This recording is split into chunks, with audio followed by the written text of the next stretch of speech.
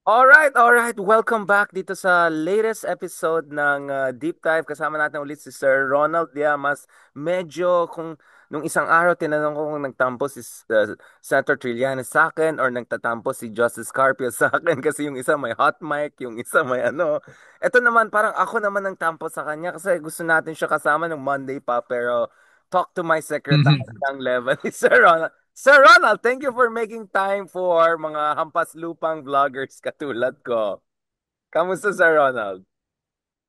Tsaka, sorry Samo, yung iba kasi sa atin, hindi full-time sa ganito eh. Mukha ba akong full-time? Yung, Tingnan naman. yung, yung iba, yung iba sa atin, mga plotters, yung iba sa atin, may mga meetings, may mga troubleshooting, may mga crisis management, no? Yung iba. Sensya na, ah. Pasensya na, Sir Ronald. Alam mo naman yung Yung mga... iba, yung iba sa atin, hindi naman mga jet setter, no? Paano mo alam, sir? Wala akong James Bond na ginagawa sa... Never know, Sir Oo. Ronald. You never know. So, ano lang. Let's keep it at that Oo. level at this stage. Ronald, Paano yung mga James Bond kasi, lahat nasa Pilipinas ngayon. Dahil lahat kasi nangyayari sa Pilipinas eh.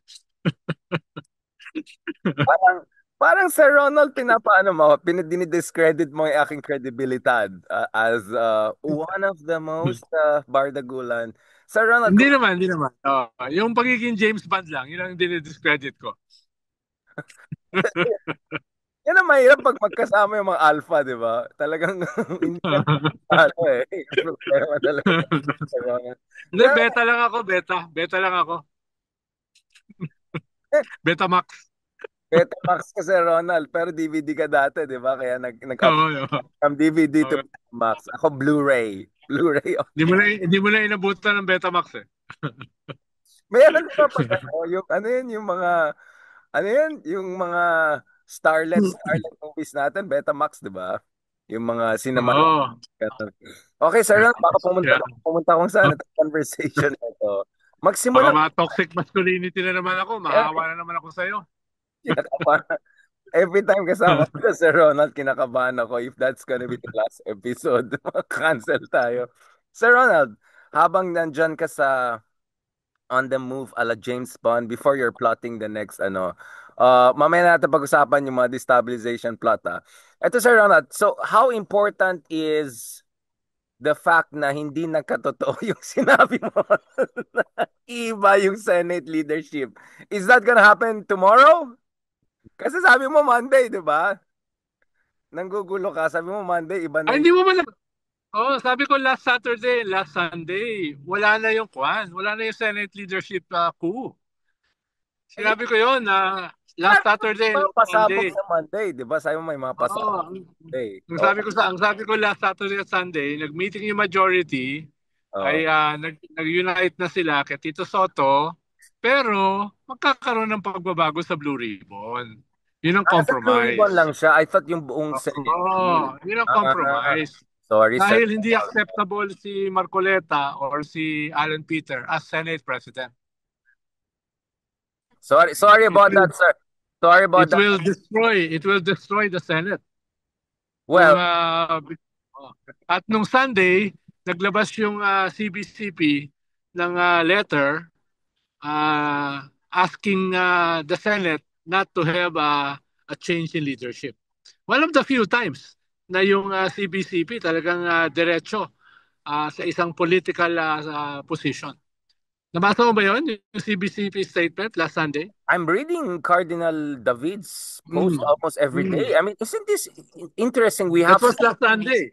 yeah, Sabi nila, that was CBCP, ah. No to Kwan, no to Senate leadership change. isn't is Cardinal Ambo kind of like Cardinal Sin of our era, except I would say far more progressive version, to put it mildly. Well, iba si Cardinal Sin. Cardinal Sin talaga, very political yan eh. Ah, yung kanya. Ito si Cardinal mo, mas kwan talaga. Obispo, mas cardinal, tapos malakas, malapit sa Vatican. Tapos talagang kwan yan. Hindi siya, mas advocate. More of an advocate.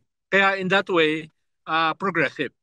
Mas ang gusto niya yung morality ng simbahan ang dapat maging term of reference. Hanggat maaari, huwag makialam sa politika directly, pero gabayan yung mga Kristiyano dun sa moral moorings ng simbahan na hindi nakahiwalay sa politika.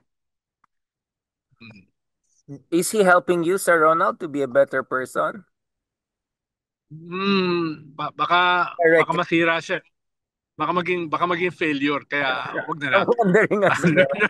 Positive. Even Cardinal Ambo has limits. Ikaw sa Ronald talaga. I give you a chance to give to humanity na wala na pag-asa natin. But Sir Ronald, going back to the Senate. So what you're saying is you think solid well, solid would be a bit too much, but you think reasonably stable na finally yung Senate leadership. And so what's gonna happen to the Blue Ribbon Committee now? It's Erwin Tulfo na?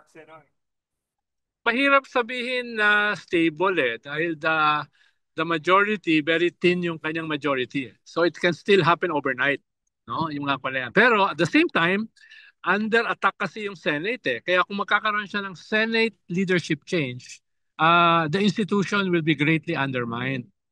So yes, napaka napaka laki ng possibility na magbago yung majority with their thin majority.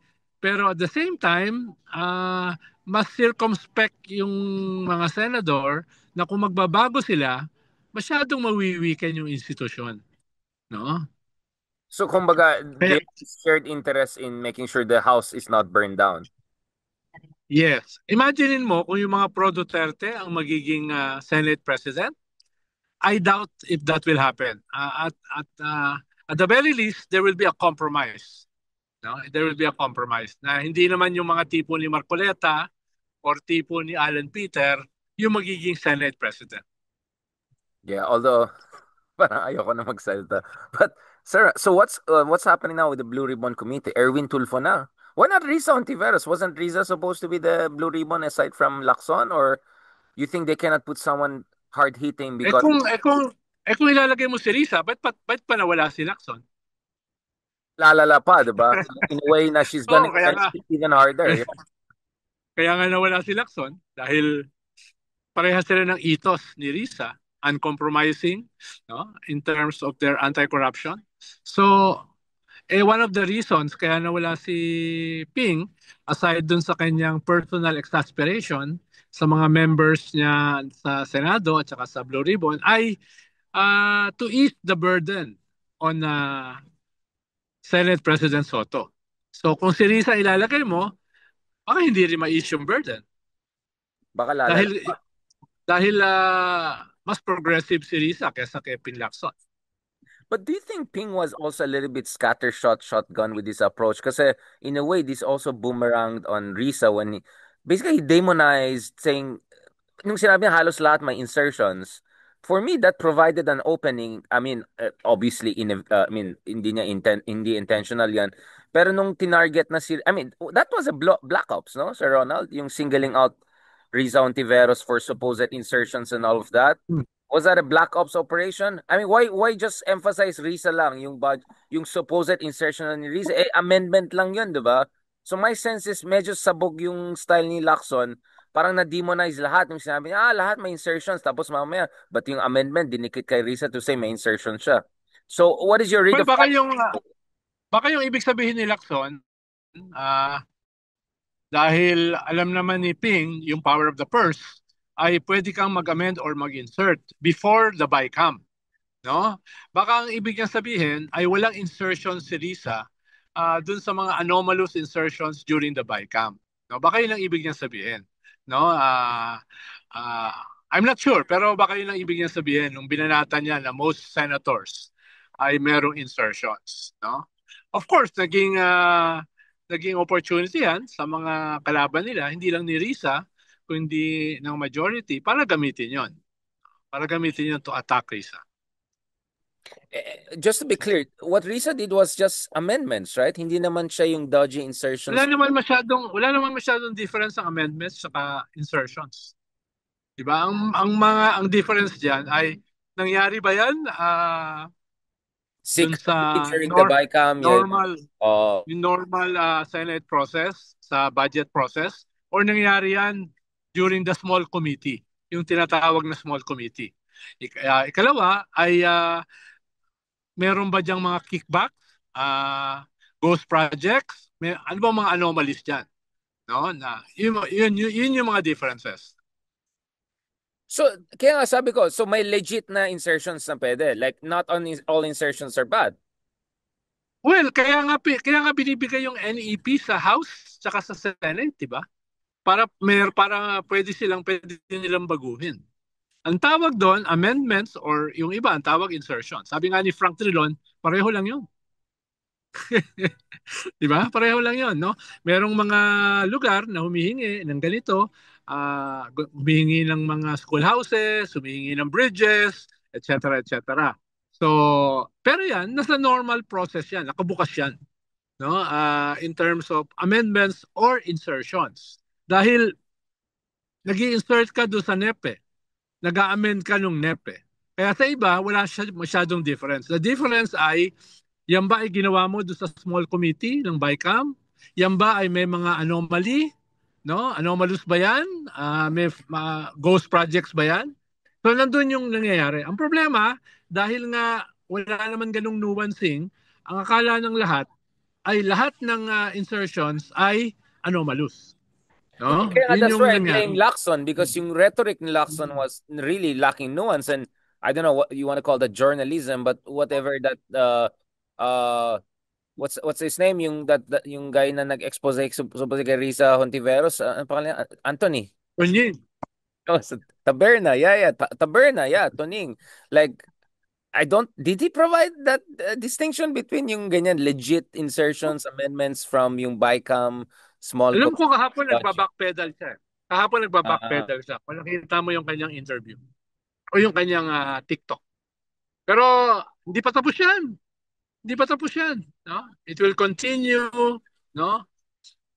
Attack, defend. No?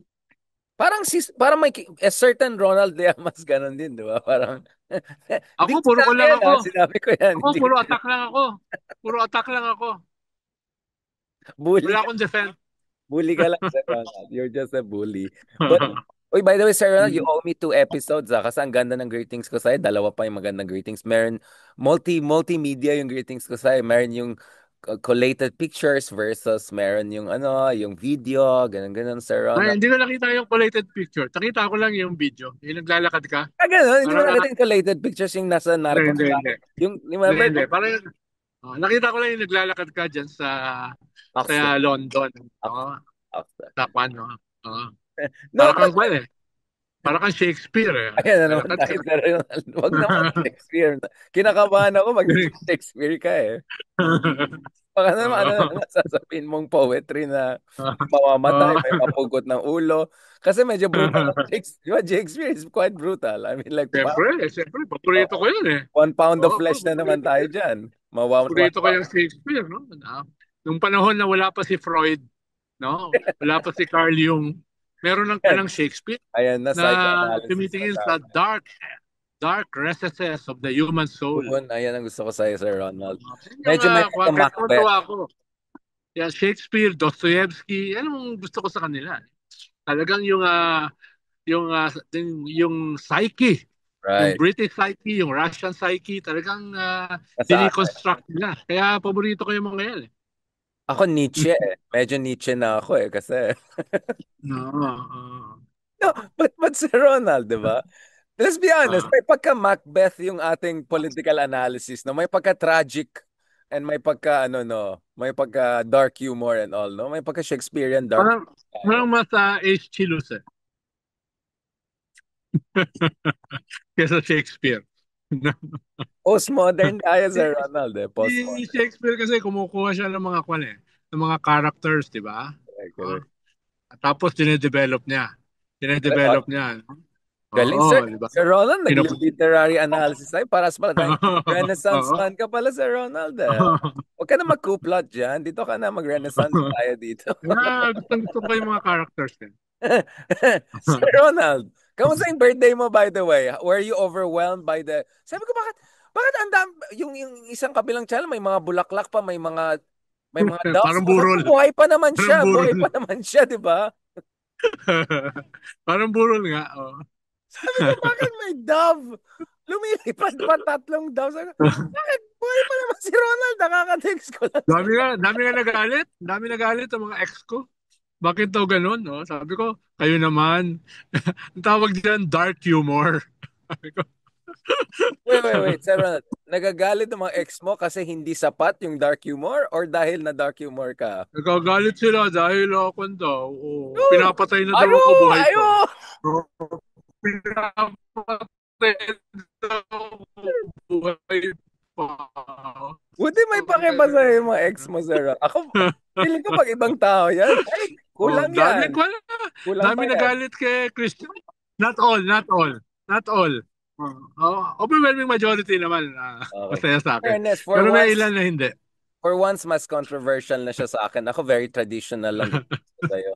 Ang ganda nga nung picture natin sa yung Cafe Ilustrado, yung Narcos tayo Oo. pareho. Yung naka-narcos at tayo pareho. Ano? Ay, dati, That oh. was classic, no? Yun Oo. yung first natin na makulit na, Kartel. kasama pa yung mami ko dun eh. Siya yung production assistant. Oo. Sir Ronald, abang nagre-reminisce ka, kasi poetic yan, may traffic, dumadaan ka, para nagre-reminisce tayo sa buhay, sa Shakespeare, poetry, existentialist, reflections. Pero Sir Ronald, balikan natin itong King Lear natin na politics. Like, oh my God. Sir Ronald, should should the Dutertes worry now with Ramulla there? And who do you see as DOJ Secretary? You think may leg itong rumors na Luistro or Castro could be considered DOJ Secretary, or trolling lang yan? Para lang matakot yung mga DDS, mainis sila. Hindi, Age baiting ba yan? undersecretary. Under, well, doon sa DOJ, undersecretary ni Kwan, almost Acting. sure ang malalagay Almost sure yung dyan. acting. Yung Dahil, acting mismo? dahil kailangan tao niya eh. Kailangan May niya ng continuity. DOJ as head ng ombudsman. Although hindi niya aminin yun. Although hindi niya amin. Ikalawa, yes, nag-attempt sila na pigilan yung kanyang appointment eh. Di ba nagsampa sila ng kaso regarding yung arrest ni Digong? No? Aimee, Pulong, Baste. So, hindi nila napigilan. So, ayun, nervyos sila dahil malakas ang kwan eh. Makapangyarihan ng ombudsman eh. Ang daming pwedeng gawin yan. No? Kaya nga meron siyang fiscal autonomy, no? Hindi siya kinakailangang manlimos sa kongreso or sa kwan. At meron siyang hindi siya dadaan sa commissioner ng appointments kung wala siyang utang na loob. Tapos ay pwede niyang i-take over yung mga ibang kaso sa ibang mga judicial agencies, so, etc. So, nakakaba talaga yung powers na yan. At kung babaguhin niya yung ginawa ni Martirez sa SALN, it will open the floodgates ng mga possible cases. Hindi lamang sa mga Duterte, kundi pati sa mga ibang mga corrupt government officials. No?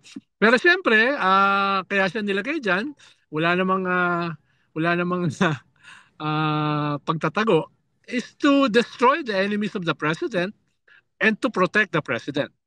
Yung sa anti-corruption is also part of that. Pero that's the secondary purpose. And protect himself kasi 7 years. At saka, paano kung bumalik ang mga Dutertes, di ba? Oo, pero kung siya, he survived a serious ailment.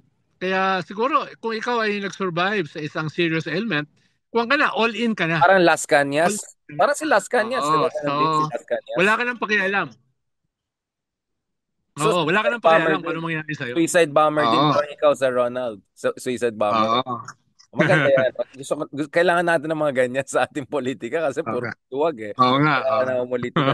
So, Sir Ronald, realistically, do you think cases against Sarah will be filed? And then, anong potential interface ng ICI? Magiging irrelevant na bang ICI ngayon? Pwede na siya i-fold?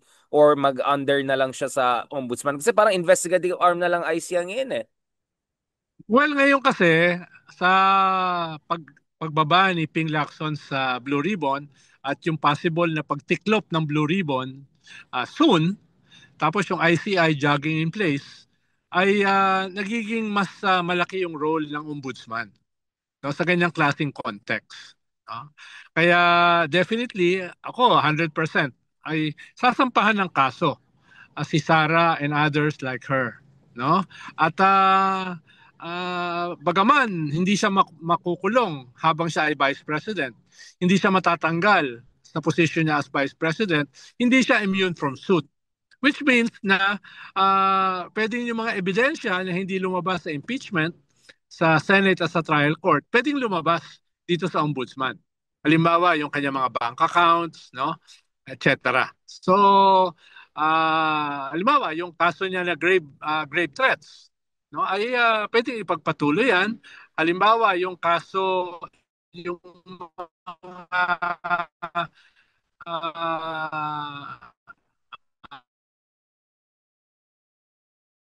uh, articles of ombuds of impeachment, but as administrative or criminal cases. No? Yung criminal cases kasi ay pwede yan sa mga senador at mga congressmen. Administrative cases hindi pwede sa kanila. Pero ang ombudsman pwede mag-file ng both administrative or criminal cases. Kaya yun yung kaya very powerful siya.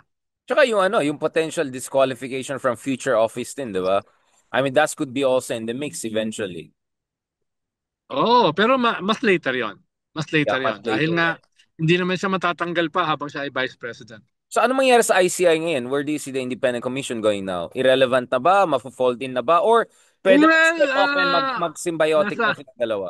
nasa verge siya ng pagiging irrelevant kung hindi sila magle-level up. Halimbawa, naglabas sila kahapon nung listahan ng mga ah, ILBO. Pero ILBO yun, hindi pa yun na whole departure order. Pero indicative siya dun sa kanilang hindi lang HDO, indicative siya dun sa possible na i-recommend nilang kasuhan. Paano recommendatory lang naman yung ICI eh. Hindi naman siya korte, no? At ibig sabihin magko-complement siya sa DOJ, sa ombudsman tsaka DOJ. Pero iba siyempre yung powers ng DOJ tsaka ombudsman. So, kunyari, parang magko-complement sila sa isa't isa. At baka sa gitna nila, ang fulcrum will be the ombudsman. Yeah, it looks like it. Towards the last part tayo, Sir Ronald, baka hopefully malapit ka na umuwi para magpahinga ka ng konti bago mag-kuplat ka ulit. But, no, okay, sige. Sabi nga ni Senator Trillia, medyo moderate daw yung General Bronner also kind of admitted that there was kind of something there, but at least both of them have tried to say na, the situation probably was not as alarming as Ronald Llamas or Manny Magato implied. But kidding aside, Sir Ronald, is the threat now out basically with both Blue Ribbon committees or basically Congress and Senate are kind of dialing it down eh? Kasi do you expect on their Erwin Tulfo there'll be that kind of a hard-hitting every direction, everywhere approach? Parang hindi, di ba? So parang this is all down na to ombudsman and the judicial system, which could be quite slow and subtle. Or no, because you think Ramulya will go after Duterte, lalo sila ma-agitate, lalo sila desperate to do something special. Efforts ay nanggagaling from different sides, different vantage points. Eh. Yung isa, yung gustong yung pro-Duterte extrajudicial initiatives na gustong i-install si Sara as a leader ng bansa. No? Kaya, alimawa, hindi ako magugulat na some of the senators supporting Sara will also support that. Lalo na kung lalabas yung ICC international warrant next month. No? So they will become desperate. No? Na hindi na sila makakapaghintay ng 2028. Pwedeng maramdaman nila yung kanilang mortality at talagang dudurugin sila. So ngayon na sila kikilos. Kung meron silang mga sympathizers at supporters sa loob ng military, parang now could be the time. No? Yung ikalawa, yung ayaw sa Duterte at saka sa Marcos pareho. Ang gusto nila a clean slate. Itong mga resign all or itong mga snap election ni Alan Peter, no? Na basically nakadikit sa revolutionary government agenda or project. no? So Wait, yan yung retro ba yan? Di ba repentance? Repentance lang gusto niya. Ba't ngayon biglang, repentance, no? So, so meron yan, both of them are hindi yan patay. They're waiting on the wings, no, for a more opportune time or a series of triggers na pwede nilang gamitin. Ang 'di ba, ang problema kasi ngayon, very volatile yung landscape, very weak yung political center, at yung kasama sa volatility ng landscape ay yung growing disenchantment at saka outrage ng mga tao. At kung makita nila na wala namang effort para talagang i-resolve itong anti-corruption na ito, either through the ICI or the Blue Ribbon or the Ombudsman or the DOJ, then they will be easily seduced by these platters. No? Kaya hindi ako magugulat na na seduce talaga, sir. may Seduction talagang, ganun talaga, sir. ganun talaga. Seduction yan eh. Politics is seduction. Wala, No? sir Ron. Hindi pa rin nakamove on yung iba yung sinabi niyo. Mga exes ko, masyadong malaki daw yung plural. Ang plural daw masyado. Parang isang Hindi, bata. dalawa naman plural eh, di ba? So pwede naman dalawa, pwedeng Pero parang tatlo, di hindi ba? dalawa eh. Yun ang problema. Hindi siya dalawa. Baka Parang blue, dalawang di ba? libo. Baka dalawang So, libo. so the most seductive is politics, di ba? Sabi nga Yeah, ni yeah. Kissinger, di ba? Power is the ultimate aphrodisiac. So, yun lang. Yes. So kaya yung possibility of an extrajudicial temptation or seduction is always there, no? Lalo na kung hindi gagawin ng gobyerno yung dapat nilang gawin. Sa ngayon kasi, with our weak institutions continue to weaken, ang nagiging stabilizing factor lang is the church, specifically the Catholic Church. Kung mismo yung church ma-disillusion, then wala na, no? Wala na. Magkita na lang tayo diyan sa UK. How do you know I'll still be around here and not move to another Oo. mental gathering? Dahil I'm sure naman hindi ka na mag-underground dito eh. Sama mo talaga, sir. Like, mag-underground ka lang sa mga social. Oo. Sir Ronald, nag-meadows ako, tapos nag-farm ako. Yan. Oo. Tama ka baka magpalit kayo ni Harry Roque. Si Harry Roque babalik dito. Kaya kami, Tapos Sir ikaw Ronald. pupunta ka sa Tulip Fields. Pero, Sir Ronald, medyo nagiging seryo. May poly market ng betting sino umuwi, si Zaldi or Harry. May poly market na ngayon, Sir Ronald. Nagbebet ang mga Oo. baka Baka magpalit tayo, diyan na tayo pupunta. Tapos sila naman babalik dito. No? exchange program. Exchange program. Oo. Sir Ronald, on Oo. that very repentant note, very Oo. spiritually self-reflective. Thank you so much, Sir Ronald. Mukhang hindi Huh? pa rin gumagalaw yung traffic sa likod mo, so I will leave you at that. I will move on with my life. Sir Ronald, my underground. Oo, baka maglakad-lakad ka na naman diyan sa London Bridge, no? Sir Ronald, hindi talaga nakamove on. Parang ang dami niyang ex, talagang. Oo nga, ang daming galit. Nagsampa sila ng lawsuit, talagang class lawsuit. Dalawa nga is plural, no? Tatlo is plural, no? Sir. Hindi Let ito us not go there. 1970. Let Sir, us not go there. Baka kasi tamaan ka eh. Ayan tayo. Okay, oh, yeah. Sige. Sir Ronald, remember, 2 episodes. Isa pa lang yan. So meron pa ako isa pang assignment. On that very well-behaved and repentant and constructive note. Sir Ronald, baka we can do more of this, no? Yung mga traffic podcast natin. Parang, Richard, Pwede. sabi Yung ako, sayang ganyan, oras no? na mag-podcast tayo. Oh, Yung mga palakad-lakad ka dyan sa gilid-gilid, di ba? oh ganun lang. Nakaupo ka sa... Ganun lang, sir. Coffee shop ba yan? Ano ba yan? Coffee shop o park? Ano ba yung pinupuntahan mo Sa dyan? university yan. Oxford yan. Yun yung university. Mga old colleges. Sorry.